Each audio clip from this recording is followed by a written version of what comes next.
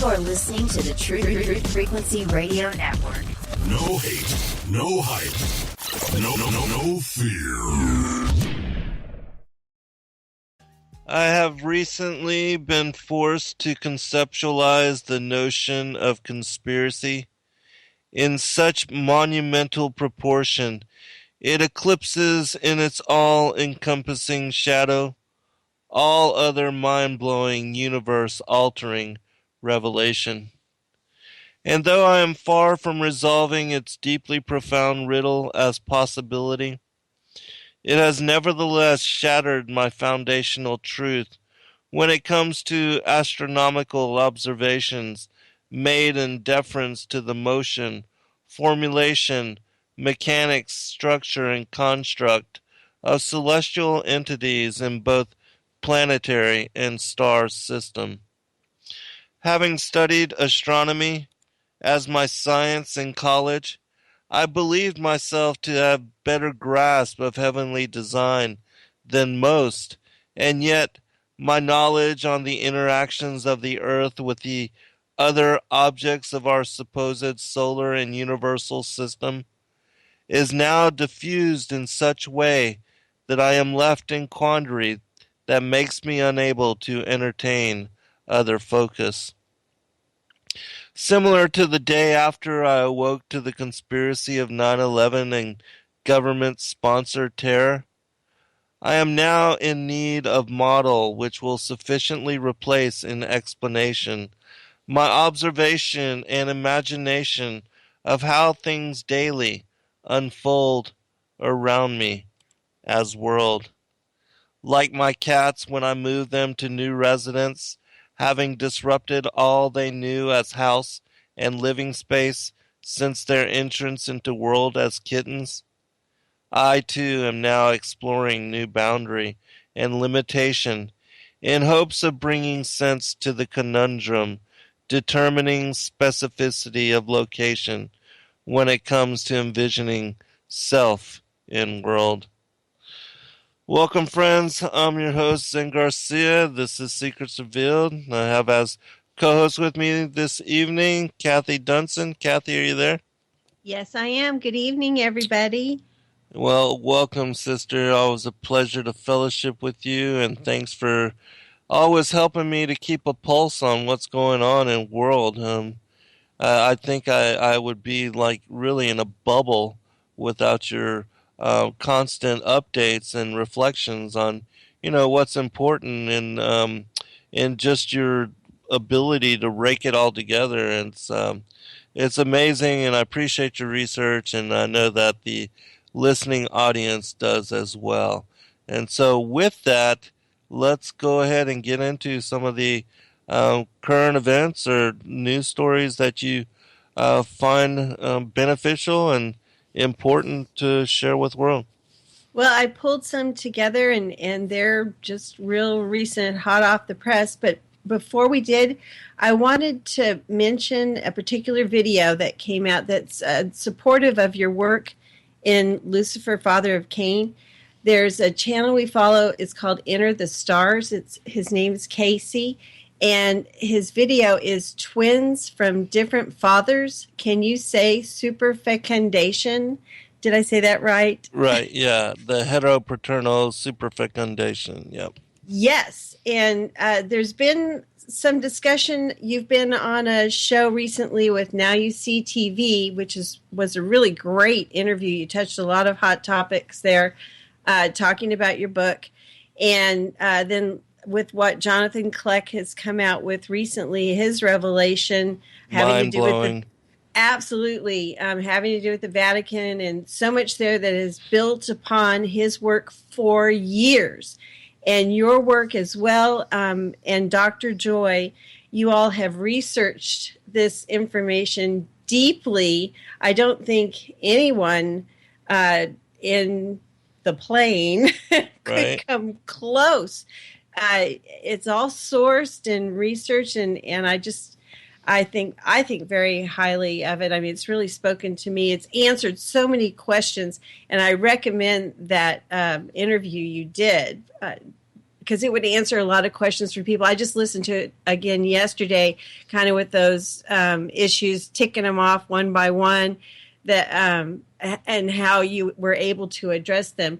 But then I came home and I saw this from Casey, and it was great confirmation, great timing. I thought it would be something that would help some others to look at it with new eyes, that this is something a lot of people think is just biologically impossible, and so they're real dismissive out of the gate on it. I mean, you deal with this.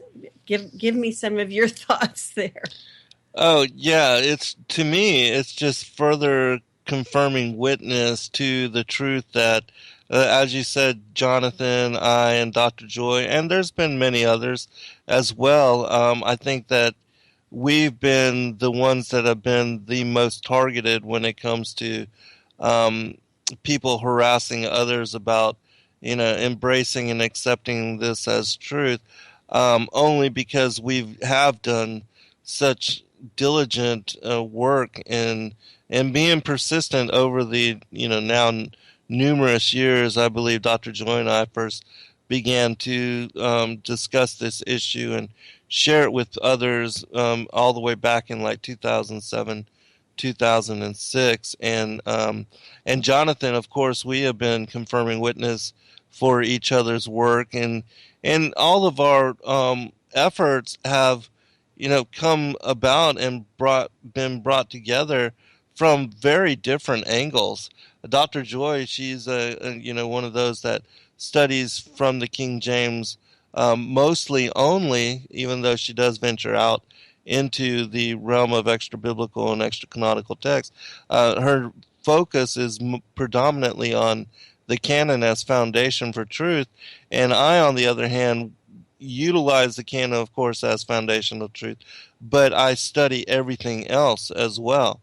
And Jonathan was just brought to this with, just his spiritual gift of unlocking the codes that that the New World Order elites present in putting together, even like with the story of the One World Trade Center and the Twin Towers previous, and now all of these things that he's tying together as far as the Locust Army and our being having fell into this world, that we were once immortal, bright-natured beings, and that the whole collective fall of humanity has to do with incarnating in the flesh now, and that we are in a fallen form, in a fallen world, and that we pre-existed. And so his discernment is similar to mine in that regard, and he has been brought to understanding from a completely different perspective and point of view, whereas my study and my understanding and revelation on all of this was led by the study of all these scriptures, all these other books that most people ignore, never read, and probably never even had heard of. And so, Right. Just in reading and studying all that material, so much that is not embraced as mainstream truth kept presenting itself to me, and so the Most High led me in that regard to those revelations, which I have shared in my radio and work, and as well as in the many books that I've written. And so it's a blessing. It's a huge blessing to have individuals, even like yourself and the others, that share fellowship with us through the different radio programs in the chat room, in the commentary on our videos, the supportive, especially those that are supportive of, and that in sharing their own testimony are confirming witness to the revelations that all of us share, because we do get attacked at every turn of the way. It's unbelievable how much only compared to the flat earth.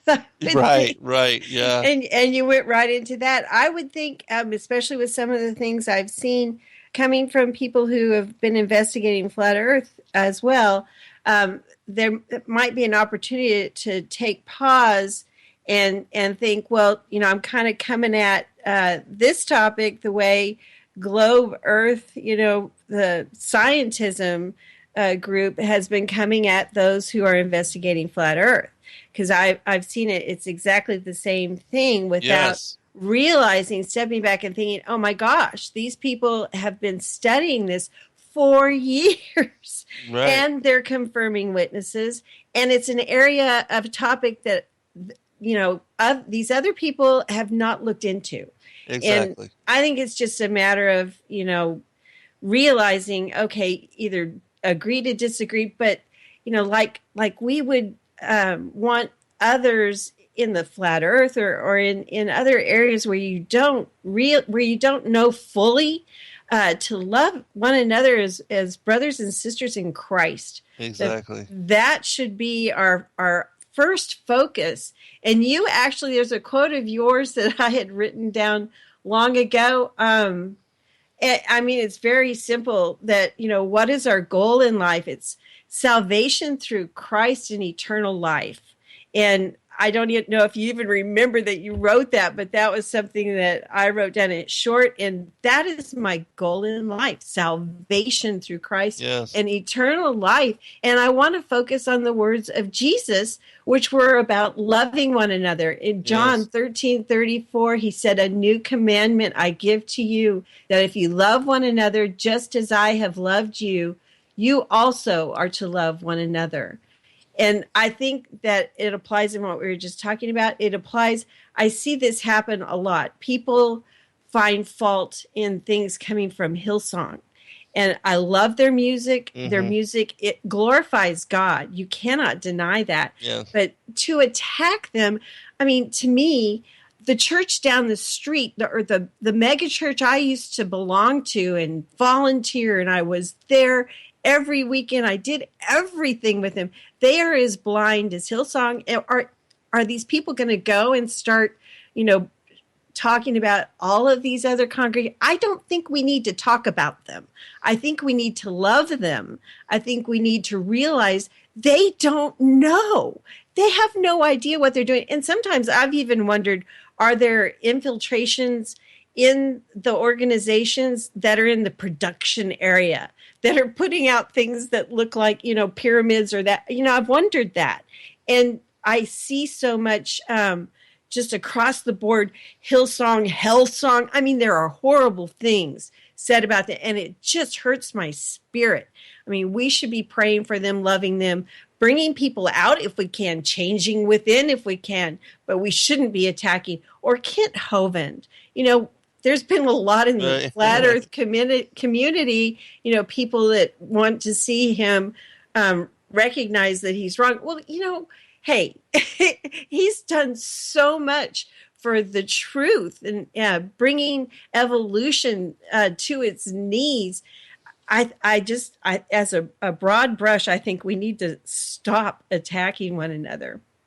I'm in agreement with that because, and we have to honor that. I always say this: we have to honor people for where they are, and we are all still learning. Even, myself in coming to understanding on the flat Earth, and even now my work on the dome and the firmament.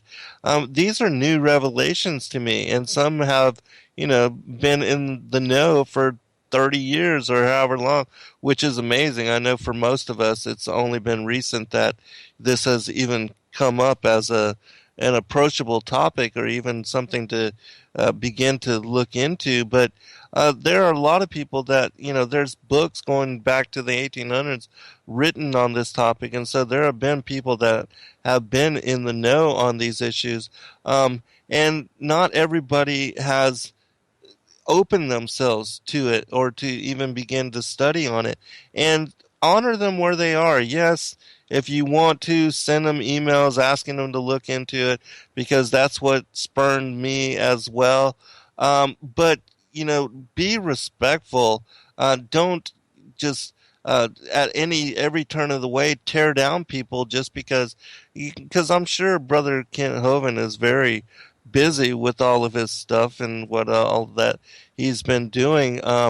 And maybe, if we all pray, maybe at some point he will actually begin to look into it in a way that his eyes will be open to it as understanding, just like especially with this topic on Cain being a child of the devil. Most people that are against it or that have judgment levied upon it haven't really done their research in a way that they have when, like, if they've opened and looked into the flat earth and are now believers and know that the earth has no curvature and neither that it does not move in any way. Because in my opinion, when you really do the investigation, it's undeniable how much evidence there is that confirms indeed Cain is completely different in characteristic of likeness and similitude than that of Abel or Seth, and the all of the connections that we have made.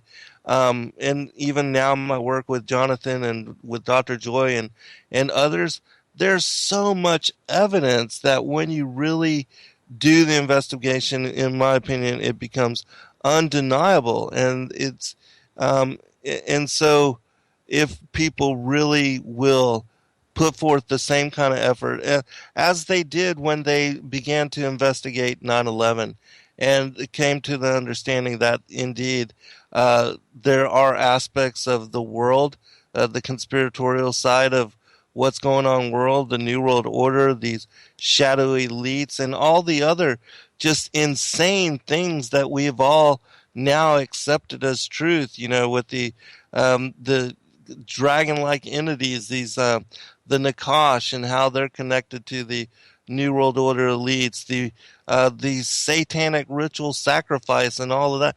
I mean, all of that is just mind-blowing stuff, but we've all come to know it as truth. And so I would hope that even with the topic of Cain, the topic of the flat earth, the topic of pre-existence, all the things that I teach, which sound just bizarre and beyond belief, that if you will open yourself to really investigating in a way that that you like, if you're trying to solve a crime, like in a detective or investigator, these things, in my opinion, become undeniable, and they are revelations which, like the Most High did with me, that He will also share with you and give you the eyes to see, the ears to hear, and a mind to understand. And that when and if you can do that, these revelations are huge for unlocking so much of Scripture that remains veiled and hidden. And it helps us to also understand who our true enemies are, how they've been ruling from the shadows and have been working, behind the mask of Oz to perpetuate the New World Order as we see it everywhere around us. And so I wanted to mention again the video, the interview that you did with Now You See TV. That's the YouTube channel, and it's titled Lucifer, Father of Cain, the Evil One's Seed. It was a really good interview, and you addressed a lot of the issues people have. There'll probably be comments too back and forth, but I thought you did a wonderful job. And I really would hope that within the Christian community, especially the flat earth community, as we begin to grow, let's stop throwing stones at one another for anything. I mean, go to your brother or sister in private if you have an issue, but there's so much discord going on right now. I haven't been able to sleep the past few nights. It's very upsetting to me. Anyway. yeah. Don't like to see you attacked. Or Jonathan. And Jonathan can be kind of abrasive. I mean, and he knows that, but he's gone through so much. I mean, he even started one of the videos in this series out apologizing. And I imagine a lot of people didn't catch that because they may have turned it off at one point. But for those of us who have followed him for years and seen the gift he has of revelation and seen through this journey. I mean, Jonathan probably had no idea where this was going. I mean, what a wild ride we've all been on. Yes, exactly. And I tell you, um, in sharing what the Most High, because it's absolutely my knowing that Jonathan and I are absolutely servants to the Most High God, and that we only share the truth that He wants us to share with world. And even though it is not um, not easily embraced. Truth is truth, and God has led us to these things in order to help people to better understand the nature of the world and also the truth that is written into the scriptures. And neither of us chose to want to come to knowing on these issues. We just are servants to God in whatever capacity He wants us to bring forth His understandings and the things that He has declared within His Word. And that's all we're trying to do. And the fact that we get beat up at every turn of the way for simply doing that, it's sometimes it is absolutely overwhelming. I have since learned to just, like water off a duck's back, to just let it go, and to not to let myself get deeply affected by all of the people that daily, it is daily, that daily try to comment on my videos, or that create their own videos against me. And, Jonathan and I are often mentioned in the same breath together, because we are confirming witness for one another in these things.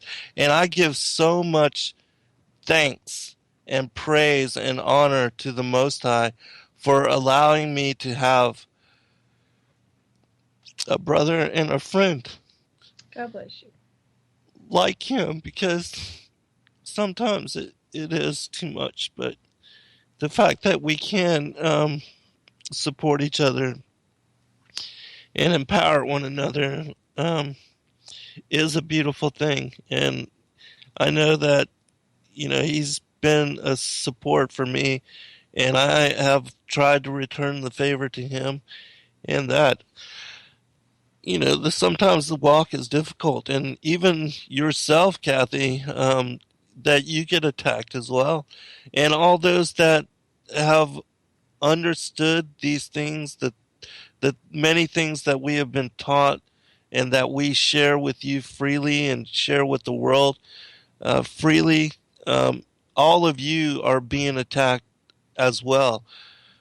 Probably not as much as us, but most certainly you feel it and you see it and sense it. And it's amazing to me how much hatred comes forth from the Christian community, when all we're trying to do is to live in the example of Christ and to be good foot washers unto the world.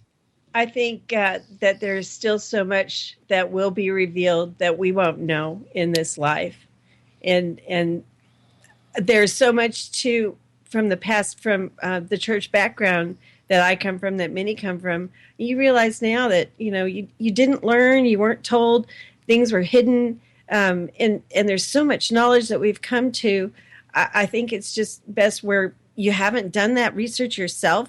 Either do it, spend the time and do it, or Yes. just, let it be. And, there's a principle which is a bar against all information, which is proof against all arguments, and which cannot fail to keep a man in everlasting ignorance.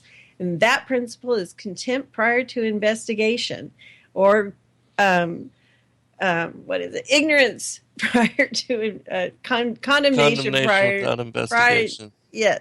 Yes. And Proverbs 18:13 also says, "He that answereth a matter before he heareth it, it is folly and shame unto him." So those are good words, and people need to think about that. Yes, and I try to live by those things, because I have been attacked. And when I published my fourth book, Lucifer, Father of Cain, I had no idea that I was going to receive the kind of the repercussions that would be associated with the publication of that book. I had no idea that the world would respond to me and respond to it in the manner that they have.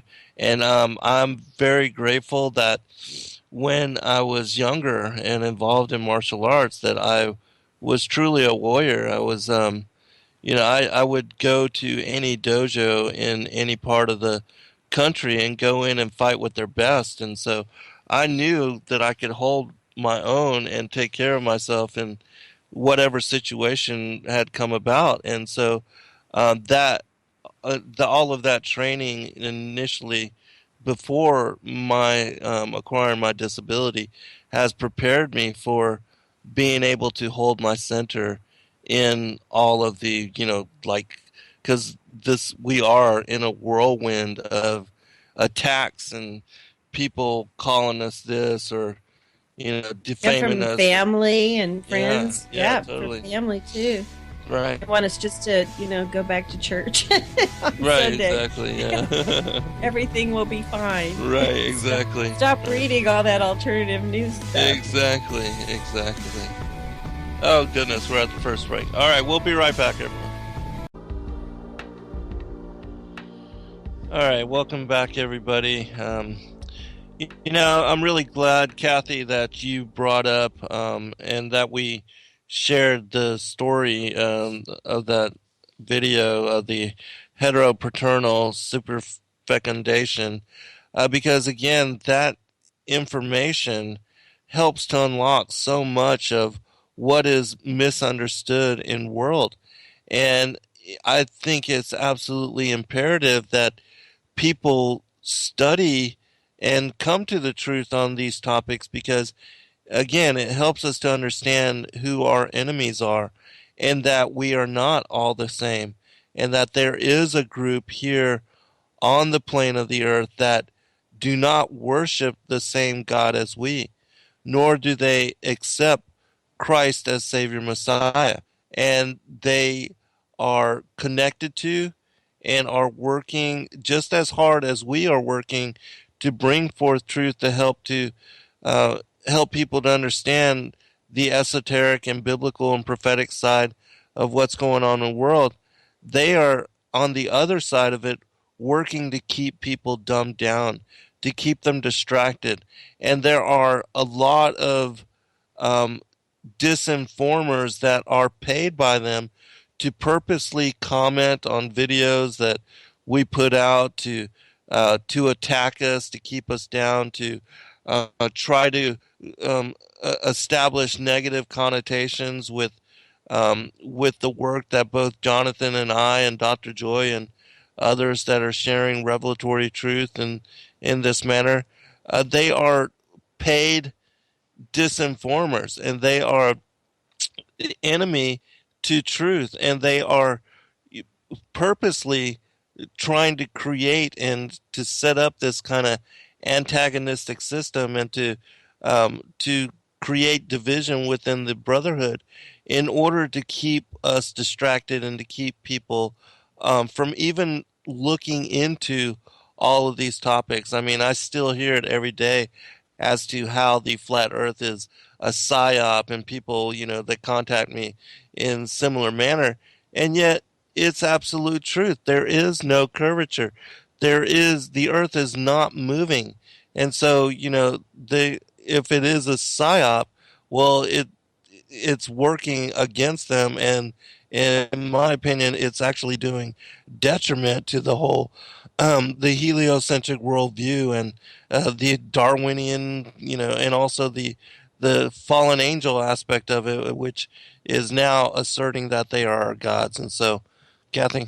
Well, I think too, going back to your work and exposing the satanic evil, just the participation throughout history, the plan, God's entirety of His plan, which goes from Genesis to Revelation, and there is information that predates the time of Genesis, the things that you write about that you've been able to study in other works. I mean, the Bible is truth, but not all truth is in the Bible. I think people are quick to forget that.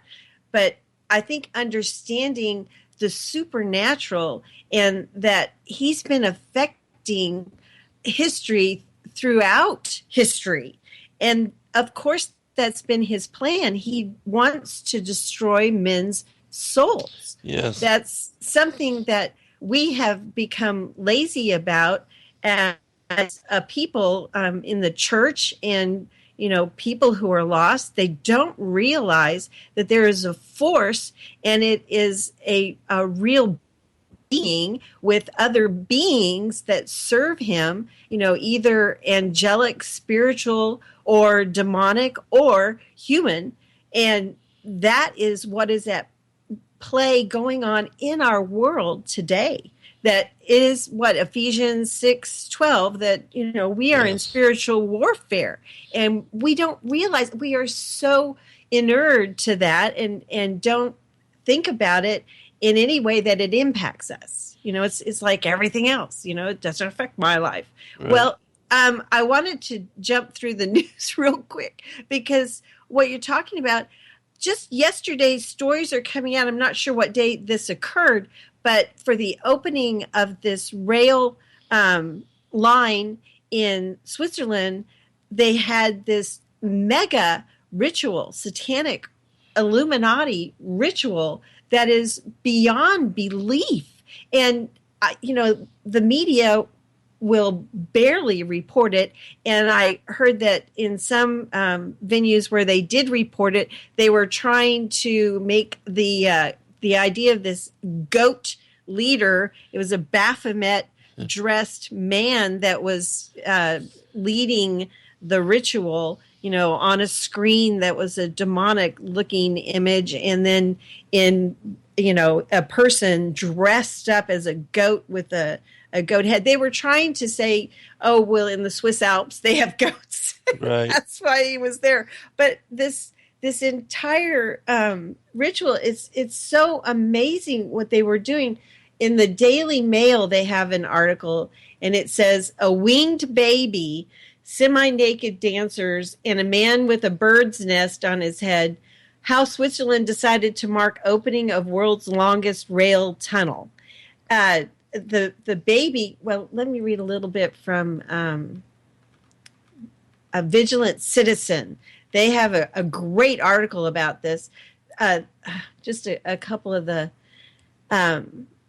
women dressed in white hold small horns on their heads as if saying, we accept the goat man as our God.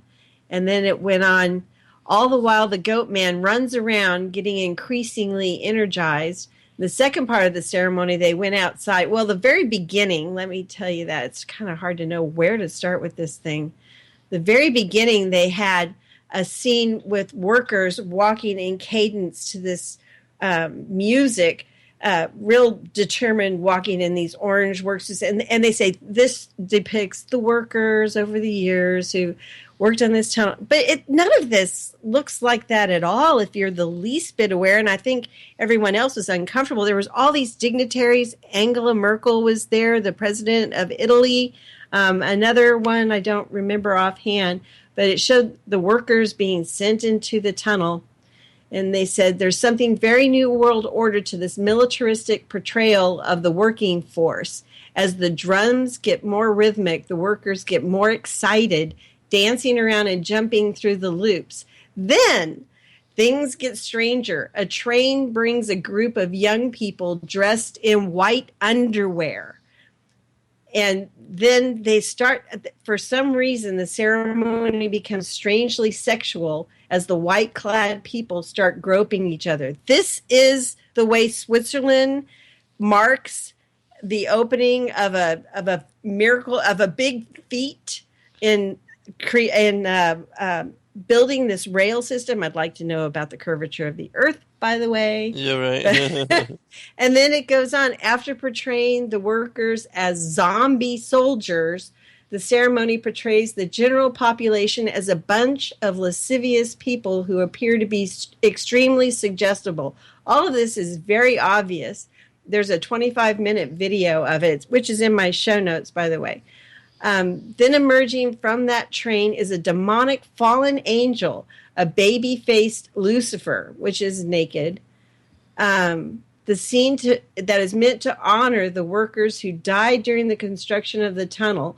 Why is baby Lucifer creepily flying above them? So this is the most bizarre since I Pet Goat 2. I mean, they go on outdoors now, and they have something that they're hanging workmen by chains in the air. It says the ceremony portrays the death of workers in a disturbing manner. I think so. And then they are replaced by ghosts. They say ghosts, and for some reason, I thought they looked like, because they showed like a huge asteroid on this big screen. I don't know if you've seen it. You probably haven't been able to yet. But then they showed these three ghost-like apparitions, and it just brought to mind for me, given, where we are and things, and with Jonathan and all the Catholic stuff I've been looking at lately, I thought of the three children with Fatima, but it starts to expand out, and it looks like a portal on the screen that they're showing, and all these people in the white underwear are rolling around on the ground, and the goat person is, that's right, there's another picture. They have all these eyes circling around. Nothing strange about that, right? Right. And then at the end, the Baphomet character is draped by a woman in white, as if saying, "You are now the king of the world." So that's what's going on in Switzerland. Well, the thing about all of these bizarre rituals now, because we see that in every instance, all these different award shows, the Super Bowl, the Olympics, they don't care anymore. It's like maybe previous, maybe a few decades back, they would try to interweave it into, whether it's opening ceremonies or what. It would be a lot more subtle and a lot less in your face. But now we're so far advanced into the end of days that they just do not care. They will, all in your face, and like they're flashing their Illuminati gang signs, and they have no concern with who sees it or what the public thinks. It's just a matter of time before they are openly doing like cremation of care ceremony, where they're mock ritual sacrifice, victim and blood sacrifice, right. And then then after that, these massive fertility festivals where they have these mass orgies, even with kids involved. I mean, it's crazy how the bounds that they are pushing, but it just lets you know as to how we are at the end of days, and that things are progressing so very quickly, which leads us into some of the other stories, like the one that shows all the different charts showing the decline, financial. Yeah. And these are things that are also in connection to these rituals, because that also the depression, and which is financial suicide for the world. All of that is a great sacrifice. It's going to force a lot of people to suffer in ways that will cause some to even lose their lives. And those things are also, with the Ponzi scheme, and with money being just created out of nothingness, the decline of the economic system, the collapse of the financial markets, all of that is orchestrated. And so Those things are Exactly. done. Yeah, go ahead, And Cap. they worship Lucifer. I mean, Exactly. Rothschild, these people who are the money masters, they worship Lucifer, and they believe that he is the one that was wronged, and that he is the one that is going to somehow win. Right. And so they pledge their allegiance to him in so many different ways. I was just because of everything that Jonathan had been bringing out directly to do with the Vatican, I went back to the book Windswept House from Father Martin, Malachi Martin, who many think was actually murdered. And in that, he chronicles the enthronement of Satan in the Vatican in 1962, and it was a dual ceremony. It's fascinating, and it's pure evil. It was a dual ceremony in Rome and in America, in South Carolina. So there's all of this that goes on that people don't understand. They won't accept.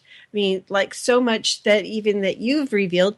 Even Jim Willie, the money guy, he was on a show with John B. Wells, and he was talking about being in. It was some bank, I'm not sure where it was, and he heard some ceremony, ritualistic ceremony going on, and he thought he knew what it was, that it was one of these. I mean, Eyes Wide Shut, the movie. Right. And so these are the people that are behind the demise that is coming. And if people don't think the collapse is coming, they're blinded. Right. These charts, they all show what's going on. This is at Zero Hedge, and it's titled, these are the 9 Zero Hedge charts showing Obama's recovery, which he was touting again this week, that angered the Washington Post. And the Washington Post, I mean, they were angry by these charts, and these charts were all from the Fed information. And that they themselves are owned by Jeff Bezos. So, he's one of the very wealthiest men in the world now. And I have another article that I go back to a lot, and it states the media is owned by 6 corporations, 90%. And this was a few years ago. I'm sure it's more now. 90% of the media that people take in is owned by 6 corporations. And gee, we wonder who owns them. Right. Right. So another article that was from today, the headline is, "This financial bubble is 8 times larger than the 2008 subprime crisis." All of the indicators right now are worse than in 2007, right before the collapse. So just looking at those indicators, 102, this was the jobs report that came out yesterday, worst in nearly 6 years. 102 million working age Americans do not have jobs. Yeah, it is absolutely sad. And what is coming is unprecedented, because they have been preparing for a kind of disaster that has not yet been replicated. All of the other things, even though, it's called the Great Depression, going back to the 30s, and we saw major declines in 2008 and back in 1993 and other places, the event that is coming is there's no equal. They've been planning for it in such a way that it's going to collapse the entire financial system. And with our $21 trillion in debt, there's no coming out of this cleanly. Everybody will be affected deeply and profoundly. And the way that we live right now will be no more. Absolutely. Even last week, Barack Obama came out and he warned Americans to be prepared for a disaster. So that was very unique to have him come out and say, he said, what? Oh, wait. Oh, I don't have what he said. One of the things that we have learned over the course of the last, okay, this is from his speech. One of the things that we have learned over the course of the last 7.5 years is that government plays a vital role, but it is every citizen's responsibility to be prepared for disaster. And that means taking proactive steps like having an evacuation plan, having a fully stocked disaster supply kit. If your local authorities ask you to evacuate, you have to do it. Don't wait. And it says this speech was timed to coincide with the beginning of the hurricane season. Although hurricanes have not posed a threat lately, in fact, a major hurricane has not made landfall in the United States for 127 straight months. So that's very odd for him to come out with that kind of a comment. Uh-huh. And those kind of things are done, On purpose. yeah, exactly, to signify, hey, the time is here. And they have some kind of spiritual law, don't they? That they have to. Yes, yes. Yeah. There's a name to that. I forget. Right, I forget too, but Okay. it's where they basically declare what they are going Lesser to do. magic. Yeah, and then that relieves them of, any judgment or consequences for their actions. God's a God of order. I mean, He has rules and regulations for them as well. So I it's something along that line. There was one other story I wanted to read or mention real quick.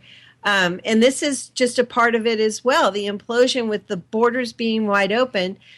There's a report out from Judicial Watch, and they're really reliable. Van loads of illegals are being driven into the U.S. by the Department of Homeland Security, and there's no paperwork and no oversight for them. And this was a first since the Iraq War, that the United States launched airstrikes from the Mediterranean. This was yesterday. Huh. Well, I know, like, with the, them bringing in all of these illegals, that there are certain facets that we don't understand, like even with the 9/11 supposed terrorists, how they were allowed to enter into the country, how they were protected. They were given passports and they were allowed to go about as if they were, training for basically stealing those passenger airliners, even though we know that they couldn't have done that, and especially without the knowledge of the government. But that the terrorists are often assisted at every turn of the way by the government in order to be able to succeed. Like ISIS. Yeah. Yeah. Yeah, exactly. Even with like the 1993 bombing of the World Trade Centers, that individual was hired by the FBI and he didn't even think that the bomb was active, that it was just a drill, but he was being snow jobbed, and that he was being made the patsy, and the truth came out because he actually recorded his meetings with his handlers, and so it came out that he was an FBI informant, and so the tables got turned, and the government was forced to expose their part and their portion in all of that whole scenario. And so it always works like that. We find often that the terrorists which are connected to, even like with Timothy McVeigh, even though that truck bomb wasn't responsible for the blowing up of the Oklahoma City bombing, that the bombs were actually on the inside, but he was made a patsy. He was trained to be one of these terrorists in order that the blame could be levied on him and the finger pointed in his direction. And so these kind of things are always done, but there's always a darker and more shadowy element where the government actually funds, professional assassins and killers and terrorists to perpetuate these false flag events. To go on to one other thing, because I know we'll run out of time here. There have been, of course, the weather continues to, apocalyptic is probably the word. There's a channel called The Two Preachers, and they've put out 2 videos in the last couple of days. The first one is from April, and just a couple of notes from watching that. 80% of the homes in Wiley, Texas in the month of April were hail damaged in this one storm they have. And I've seen this previously because it was a couple of months ago, but there were 80% of the homes in that city damage. I mean, many vehicles destroyed. My son's car, I think it was probably that same story. He had his car totaled. Wow. He lives in Dallas. He's in Plano. And he's in Ethiopia right now on a mission trip. So people pray for him. Oh. Also, Houston was flooded in April. There's flooding in Pakistan. Just a couple of things I mentioned. Ecuador, there was a 7.8 earthquake then. Droughts and famine and massive animal die-offs that they've chronicled in this video. And also erratic bee behavior. And I've seen other stories of this. And it may be the Africanized bees that are moving up through California. And tornadoes and fireballs, and we've had a lot of that. And they came out with a part 7 just today. So those were the main things I had to share today. Those are just things I pulled together. There were 9 soldiers that died in Fort Hood, Texas, due to the flooding, and that was really sad. That happened just the last couple of days. Yeah. Yeah. Again, all of these stories just tied together. That, in my opinion, they confirm that we are living in the last days, and that we are the fig tree generation. And as I have shared in my many books talking about that ever since the establishment of Israel again as a nation, whether you think that was a Rothschild manufactured event or not, it still was allowed to go forth, and it still fulfilled prophecy according to the blooming of the fig tree as laid out by Yeshua in Matthew 24, Mark 13, and Luke 21. And so it is my belief that we are the fig tree generation, and that we will see the unfolding of all things, that the prophecy will be completely fulfilled as it is written. If anyone wants these article links and video links, please email me at Paralandra, that's P as in Paul, ERELANDRA 77 @gmail.com. There were also 2 videos I included that were by Casey, the channel Enter the Stars, where he decoded that satanic mega ritual. Excellent. Well, thank you, sister. We'll be right back, everyone. Welcome back, everybody, for second hour. In this portion of the show, I'm going to share with you, update, and also share with you the chapter headings for the 27 chapters that are the different portions of what is going to be my latest book, which will be my 10th one. I'm believing the name will be The Firmament, the Vaulted Dome of the Earth. And if I think of anything better or different, then I may change the title. But as of right now, that's what I'm going to go with. But anyways, in looking into and trying to study, other books that have been written about this topic, there's only one that I have seen which is written, and it comes from a heliocentric perspective. And so, I've only been able to study this topic from the scriptures, which is what I wanted to do anyways.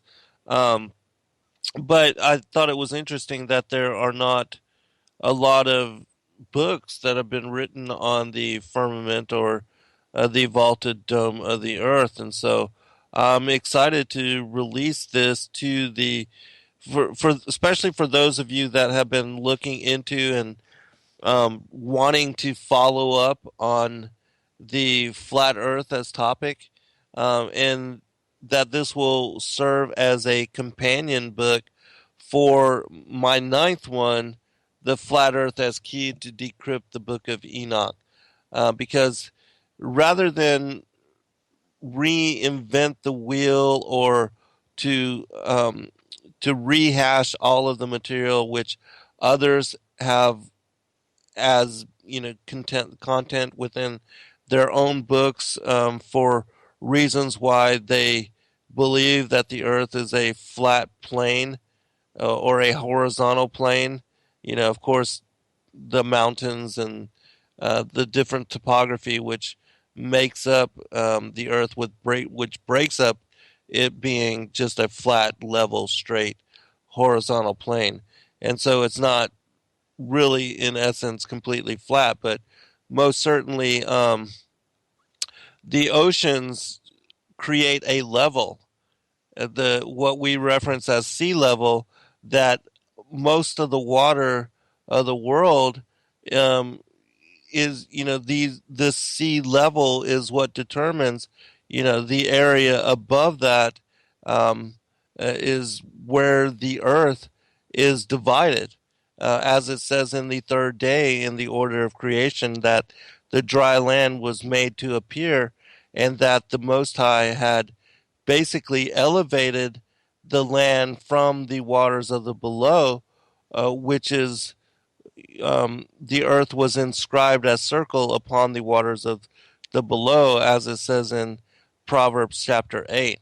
And so I'm going to share with you the names of the chapters um, that are part of this book. And it is almost already 400 pages, and I'm still going through the proofread. Um, and so probably I will add some material. I'm trying not to add much because, when you have books that get to be over 300 pages, people become intimidated, and I don't want that to be a problem in any way. But I do want to provide all of the source reference all together in one place so that those of you that are interested in this as topic, you can find it all unified in one disclosure, and you won't have to go outside to seek out all the things which I believe are necessary to include in order to give you the understanding that I have been sharing, or been led to as revelation.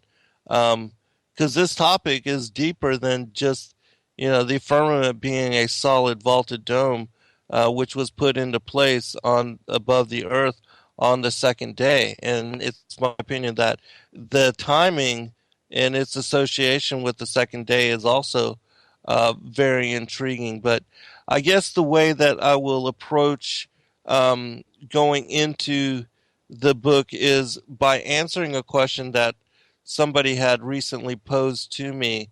Also, I must state this, for those of you that are commenting on my videos on YouTube, which I have over 700 videos available on YouTube. I am not in any way able to answer all of that commentary.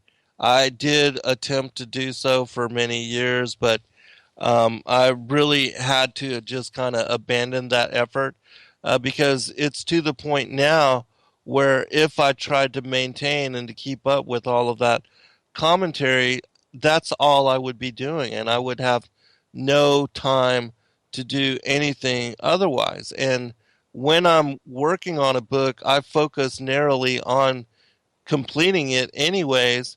And so right now and for the last few months, I have not been answering. I do answer a few, but for the most part, I'm not keeping up with everybody's, with all the commentary that you are putting on the videos. And so know that, that I'm not trying to ignore you in any way or manner, but in order for me to accomplish the things that I'm working on, I need to be able to focus completely 100% on the task at hand in order so that I can get this information to you and to release it to you. And so I appreciate your patience and your tolerance, and those of you that do share really beautiful commentary with me on the videos. I appreciate all of you. For all the trolls, I have no problem anymore with banning you because I just do not have time to be gentle. There was a time when I tried to share discourse with you and to try to open your eyes, but I've since realized that some of you are part of um, the forces which are being paid to basically trash individuals like myself and Jonathan, and I just have no problems with banning individuals like that anymore, and I'm not going to tolerate, and I'm not going to just allow you to lead astray those that are trying to find truth, in coming to and sharing fellowship with those of us that are working in similar capacity to share the revelations the Most High is leading us to. And so, anyways, one of the questions an individual asked me was why I still contend and believe, now that I've been led to the revelation that the earth is not a heliocentric, that the earth is not a ball and that we are not spinning around the sun, why I still embrace that a pre-Adamic age and a prior time. And so the I opened this whole book with a discussion on that topic. And the first chapter of this new book is entitled The Earth as a Ruinous Heap. And when I laid down in this first chapter and the first couple, because the second chapter is entitled The War in Heaven and the Antediluvian Age, I share with individuals in going back over the first 4 days of creation as laid out in Genesis, how in between Genesis chapter 1 verse 1 and Genesis chapter 1 verse 2, there's a reference to the earth as being without form and void. And that when you look up the words for that particular without form and void, the word is tohu and the second one is bohu. And that when you look in the Strongs, it describes the earth as it seems to infer that the earth was destroyed and that it became a waste and that it became a ruinous heap. And so I revisit how it was that the earth did become a ruinous heap. And I describe in Genesis chapter 1, verse 2 onward, how the earth was restored, recreated, and reformed as in the enclosed world system that we see in our living within right now. And that something occurred which led to the earth becoming, it says, an empty, desolate, wasteful, and destroyed place. And so I shared not only the different biblical narratives which talk about this, but also the commentary. And then I do an in-depth word study on, and then I lay out how the war in heaven is united and connected to this theme. Because in the second book of Enoch, it talks about that Lucifer and the rebel angels being cast out on the second day.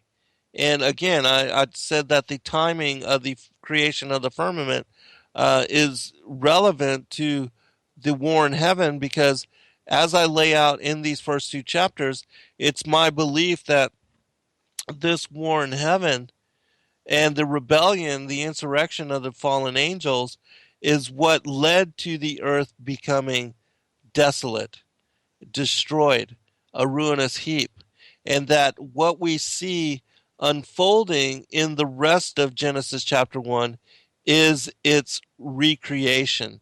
And that the firmament as a solid canopy, as a vaulted dome, which was fitted to the circle of the earth, once it is inscribed as circle on the waters of the below, that the reason the firmament had to have been put into place was in order to contain and to prevent the departure, the escape of the rebel angels from the earth as their prison. And so it's my belief that this is why the firmament was put into place, and that the previous earth age, and maybe even that of the previous earth, that a firmament was maybe not even necessary. I don't know. We do know that the firmament also divides the waters above from the waters below, and that there is commentary which says that if the firmament was not put into place, that the earth would have been drowned as it was during the flood of Noah's day. And so, which is also my belief that that this is the reason why the sky is blue, is because of the waters above.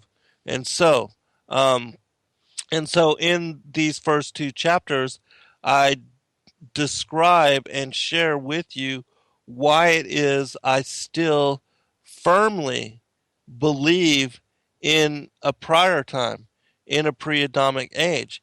And I also share, which if you look up the words tohu wabohu, which is, without form and void in the English translation in the King James, it's used another time in Jeremiah chapter 4, verse 23, 23 through 28, I believe it is. And that passage, in my opinion, is also a reflection of a previous age. And it talks about how there was not yet man, meaning that this was previous to the creation of modern humanity, um, with Adam and Eve. And that even in Genesis chapter 2, there's a reflection to a time when there was not yet rain and there was not yet a man to till the ground. And that those verses, in my opinion, are a reflection to a previous age. And that also in Ezekiel chapter 26, it talks about the destruction of the city of Tyre, and also the mainland, both the mainland and the island city, the new city of Tyre. And it links it to a destruction that had occurred to a previous seafaring people. And that, much like Atlantis, there was this other city was destroyed and judged and drowned beneath the waves of the ocean.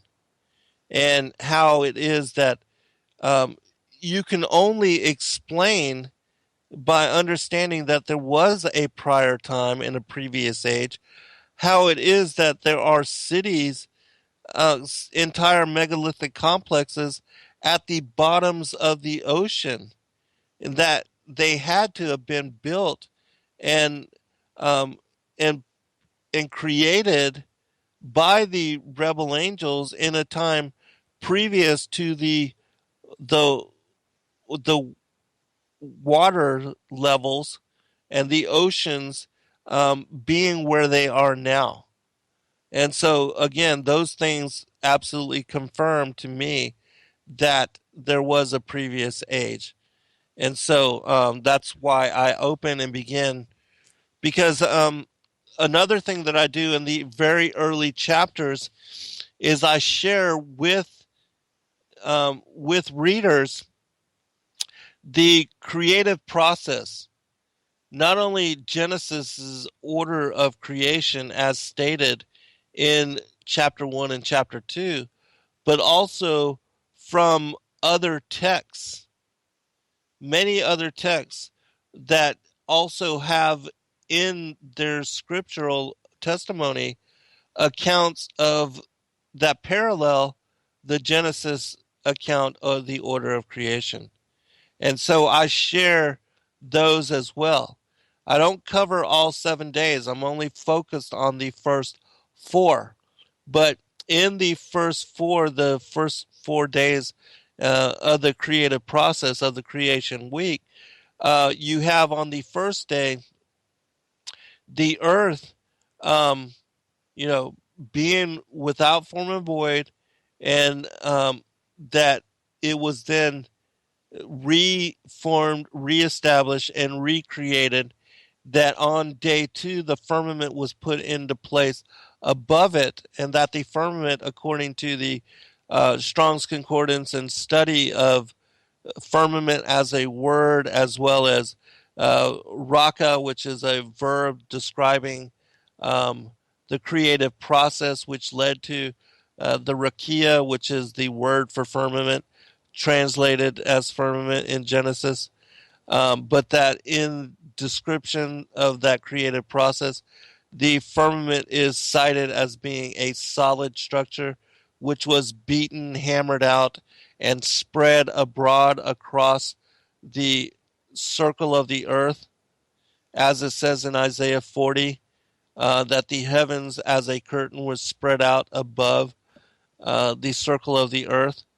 Um, and that's what occurred on the second day. Then on the third day, um, once the enclosed world system is put into place and you have this firmament encapsulating and spread abroad across the breadth and the width and the of the circle that is the foundation of the earth, then the waters of the below the earth is lifted up above that sea level, and the mountains and the topography that becomes the continental landmasses are created and put into place. And then the waters, which are also lifted up with the landmasses, are then have to reaffirm their levels, and that's when we have the oceans, the lakes, the seas, the boundaries of the deep, all of that being put into place. And in that the ends of the earth, which in my opinion is the Antarctic ice wall, and also where the firmament meets the earth, that this is what is referenced as the ends of the earth. And that and then on the fourth day you have the heavenly luminaries, the celestial luminaries, the moon, the sun, the stars, the so-called planets, which are nothing but wandering stars, as referenced in the book of Enoch, that all of these heavenly luminaries are put into the firmament in order to serve as a giant timepiece for the management, for the keeping track of passing time. And that the sun, its 24-hour rotation above the circle of the earth, above the face of the earth, that it becomes the measure of its 24-hour circuit becomes the basis for the measurements of the day, and that the moon, its quarterly phases become the measure for the week, and that its entire cycle becomes the measure of the month, and that the annual the movements of the sun and the moon over the breadth of a year, that's how we have the measure of the years. And that there's also an even greater cycle that's put into place with that of the zodiac, and that the zodiac moves 1 degree, even though the sun moves through the 12 houses of the zodiac over the course of a year. The sun does not come back to the same place. The zodiac also shifts, and it will go through one of the houses of the zodiac, the 12 houses of the zodiac, every 2,160 years.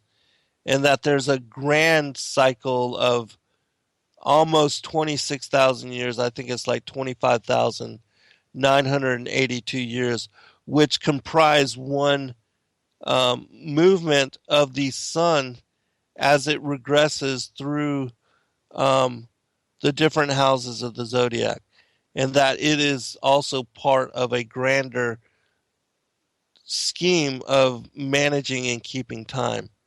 And that in the modern age, we have moved through three houses, that of Taurus, Pisces, and have entered into the Aquarian age.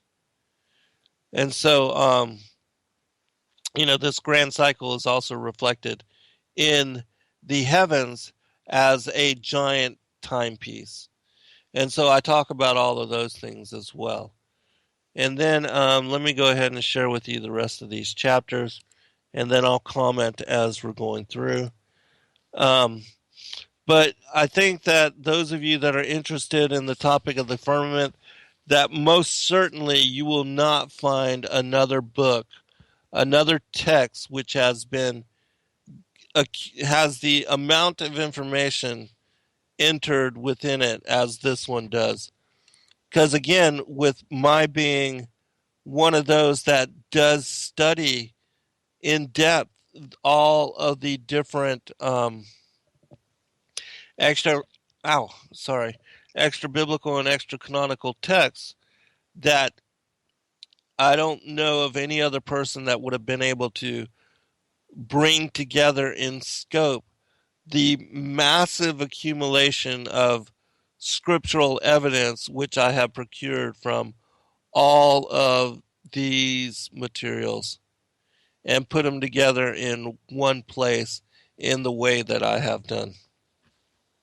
Which again, for those that are interested in this topic, wouldn't you want to study it from every angle and perspective?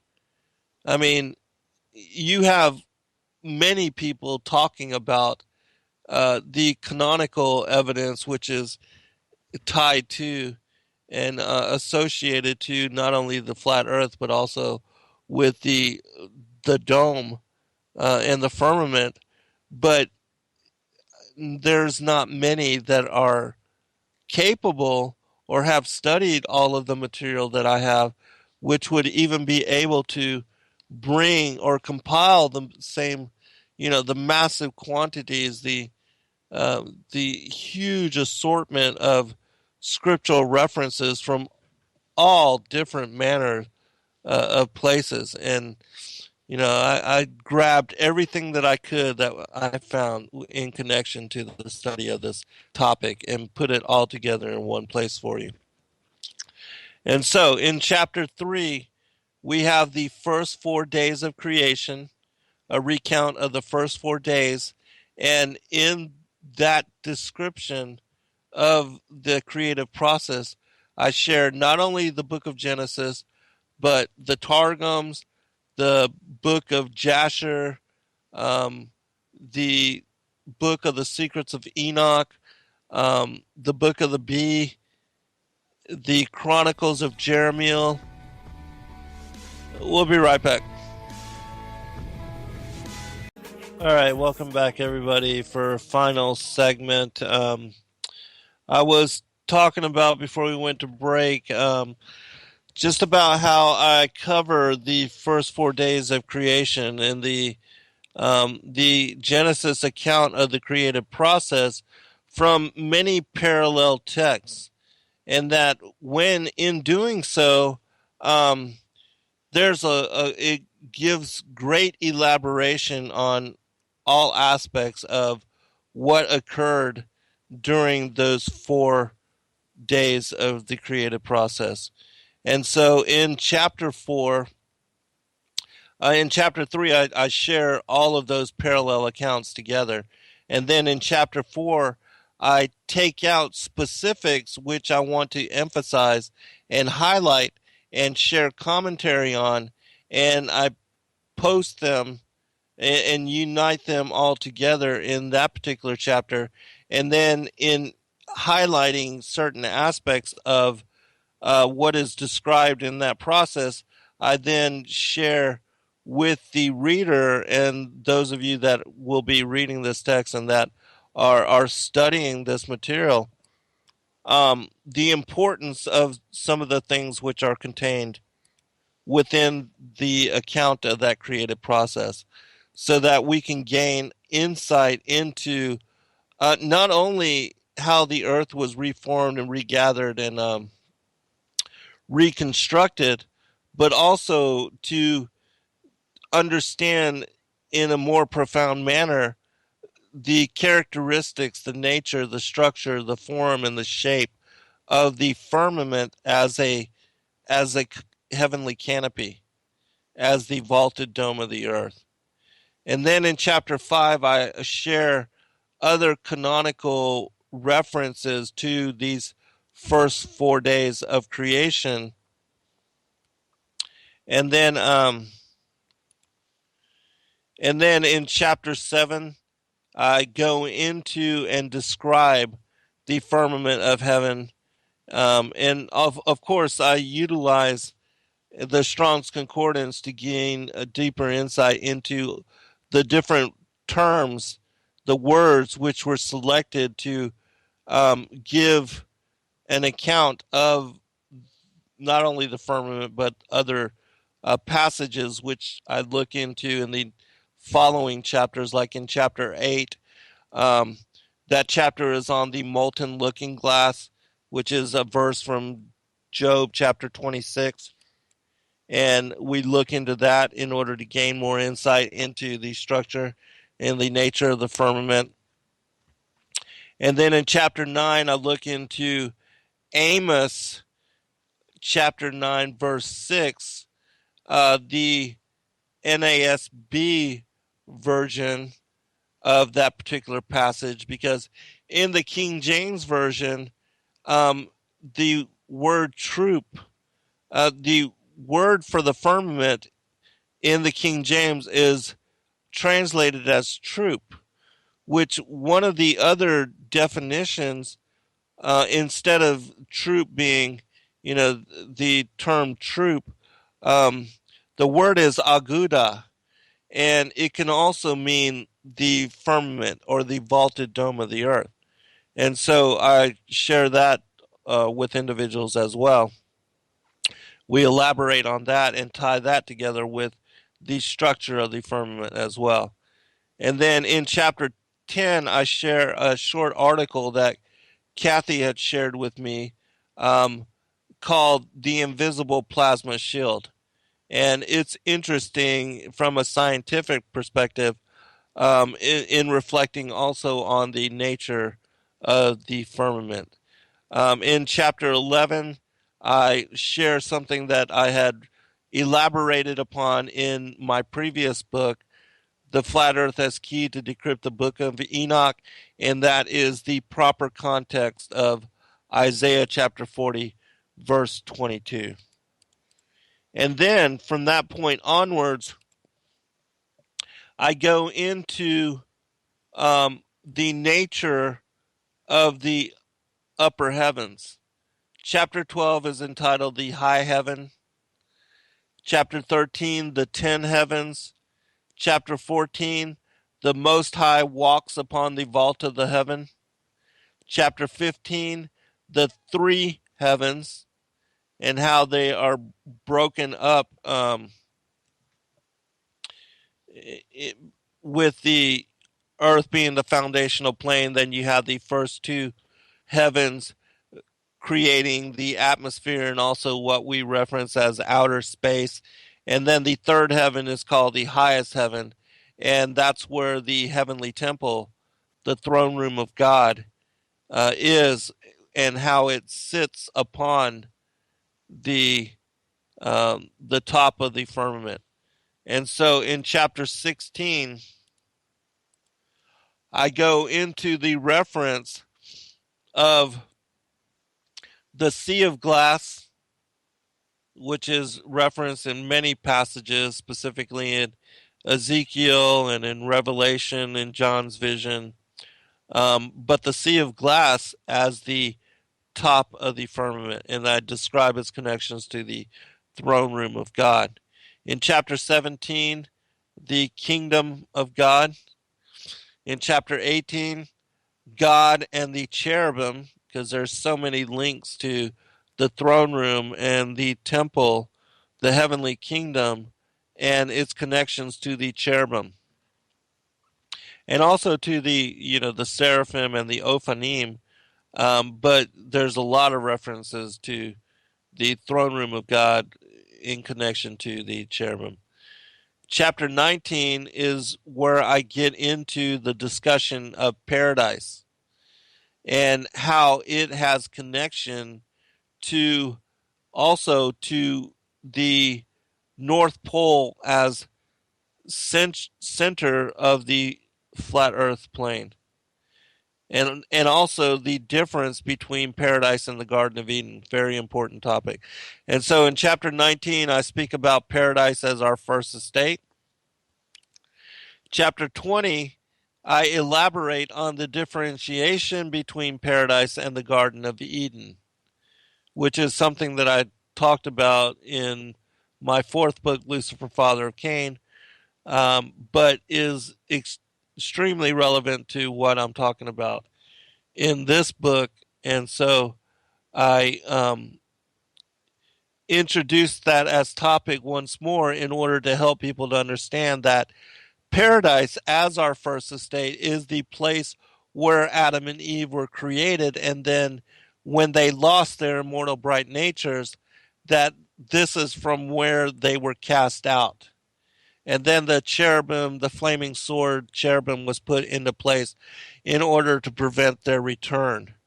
And they were cast down to the earth, and they began to live in what is referenced as the Garden of Eden, and that they took up residence in the Cave of Treasures near the Garden of Eden.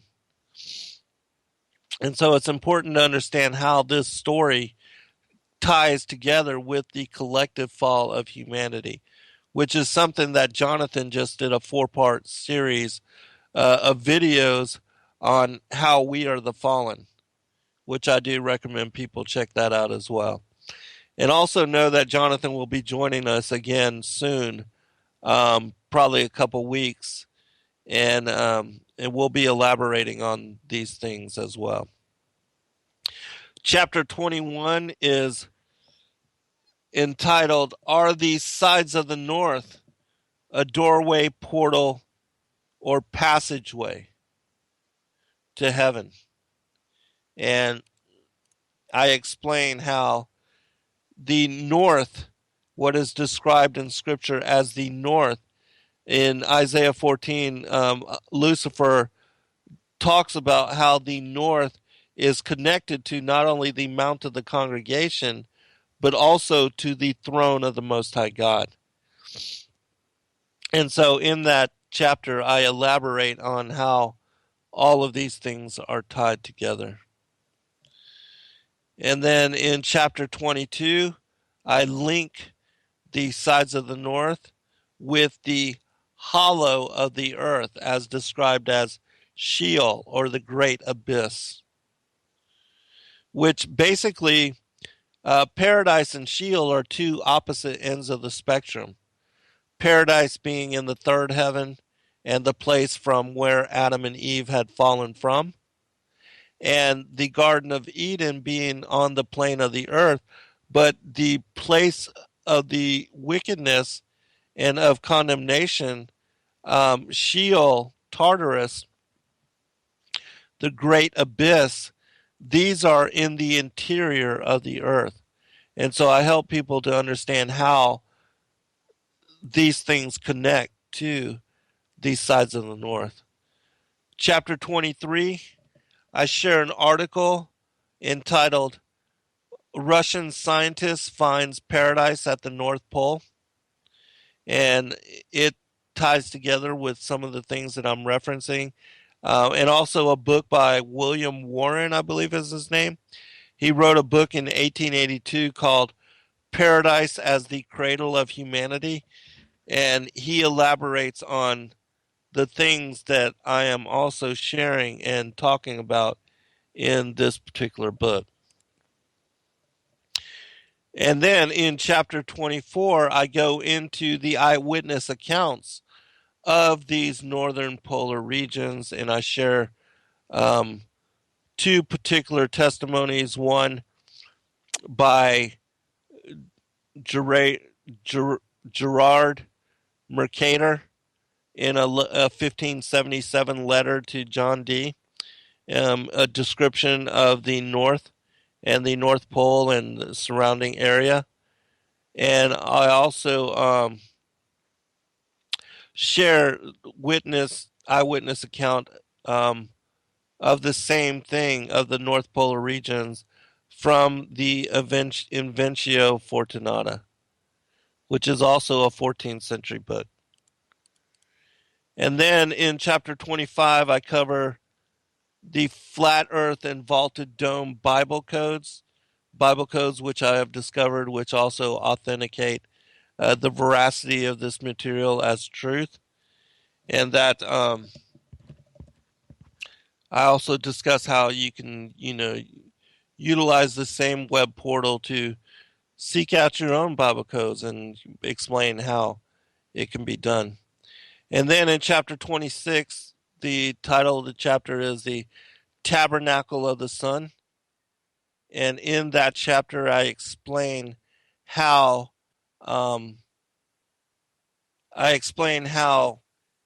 the it's described.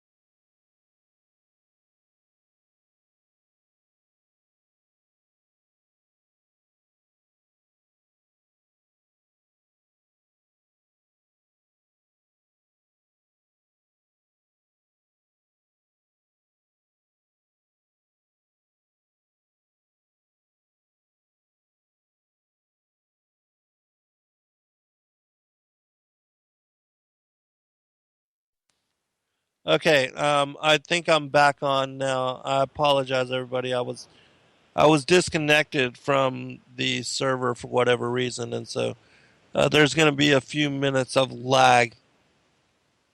But let me go ahead and give you the rest of these chapters before the end of the show. Um, all right, let me pull that up. I apologize. I think the internet hiccuped here, and so I was cast out for a short bit. All right, I'm all down to the last two chapters anyway, so I'll um I'll detail this really quick. I'm not sure if you were able to hear.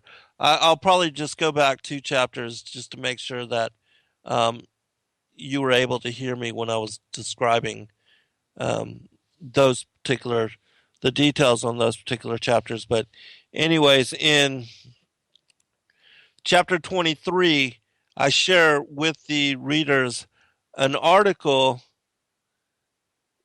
called "Russian Scientist Finds Paradise at the North Pole." And then in chapter 24, I share descriptions of eyewitness accounts of different. Thank you, Cathy. I appreciate that, sister. But eyewitness accounts of different voyagers that were successful in going to the North Pole and made it safely back to share their testimony with uh, the King Edward III of England, and also the King of Norway. And those two, um, one of the eyewitnesses' account is from a 1577 letter of Gerard Mercator to John Dee. And then the other is a 14th century book called the Inventio Fortunata. And so it's absolutely mind blowing how paradise ties together with the vaulted dome, the firmament, and all those things which I'm describing here. It's an amazing revelation, and so I hope you are looking forward to checking out the book, because it's been a labor of love. Chapter 25 is the flat earth and vaulted dome Bible codes, because ever since one of my listeners sent me a link to this particular web portal, I have used it as resource to confirm some of the esoteric aspects of the things that I'm sharing in Revelation. And so I share some matrices that I discovered from which confirm the material that I'm presenting as resource in this book. In chapter 26, um, the chapter is entitled The Tabernacle of the Sun, and I describe in it, and I share many other passages which are really newly discovered, which talk about the circular revolution of the heavenly circuits of the sun, the moon, the stars, um, above the earth. And so I share all those passages and helping you to understand what I wrote in great detail in my previous book about, because in the book on the courses of the heavenly luminaries, which is that portion of the book of Enoch which I decrypted in my previous book, it describes the motions of the sun and the moon in that particular text, and I share all of that with you in this particular chapter. And then chapter 27 is called Concluding Requiem, and it's basically um, a summary of the material, not all of it, but a summary of why I believe this topic is important, and also how it really is connected to salvation, which for a lot of people, that is the focus of their work on behalf of the kingdom, is, they consider the salvation of souls to be the most important aspect of their work.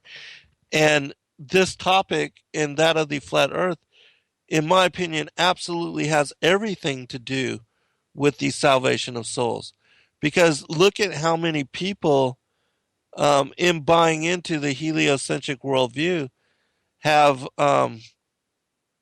been deceived and led astray into believing that God doesn't exist, or that we evolved to monkeys, or that um, or that science is correct in their assertions that the Earth, there's many different Earths, and that there are many different solar systems and planetary systems, and that any number of them could have evolved life, and that having evolved life, that um, depending on when that evolution came about, they could be far in advance of us in wisdom and spiritual insight and technology, and that